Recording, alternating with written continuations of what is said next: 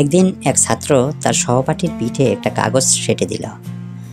সেখানে লেখা ছিল বোকা, এবং সে পুরো ক্লাসকে বলল কেউ যেন তাকে এ বিষয়ে কিছু না বলে। ক্লাসের সবাই চুপচাপ হাসছিল, কেউ কিছু বলেনি। গণিত ক্লাসের সময় শিক্ষক বোর্ডে এসে একটা অঙ্ক লিখলেন। শুধু একজন ছেলেই এর সমাধান করতে পারল। সে বোর্ডের সামনে গেল। সবাই হাসাহাসি করছিল, কিন্তু সে কিছু বুঝতে পারেনি। শান্ত মনে অঙ্কটির সমাধান করল। শিক্ষক তার পিঠ থেকে কাগজটি খুলে এনে দেখলেন এবং বললেন, তুমি নিশ্চয়ই জানো না তোমার এক সহপাঠী তোমার পিঠে এই কাগজটি সেঁটে দিয়েছে। তারপর তিনি বললেন, শোনো, জীবনে মানুষ তোমার গায়ে অনেক ধরনের লেবেল লাগাবে।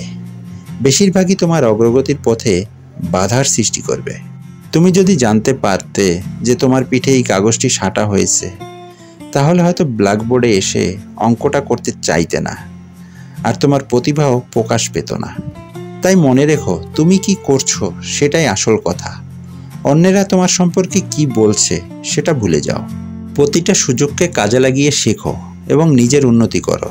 তারপর শিক্ষক বাকি শিক্ষার্থীদের উদ্দেশ্যে বললেন, এই ক্লাসে তোমার কোনো সত্যিকারের বন্ধু নেই, কারণ থাকলে সে নিশ্চয়ই তোমাকে আগে থেকেই জানিয়ে দিত।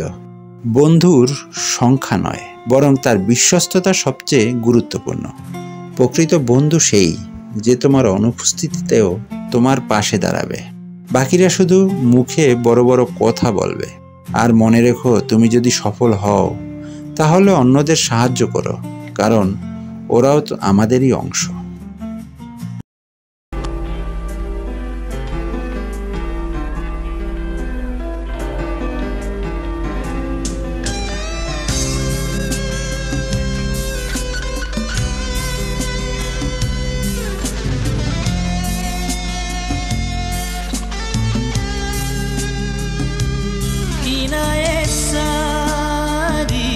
बिना अर्थ ने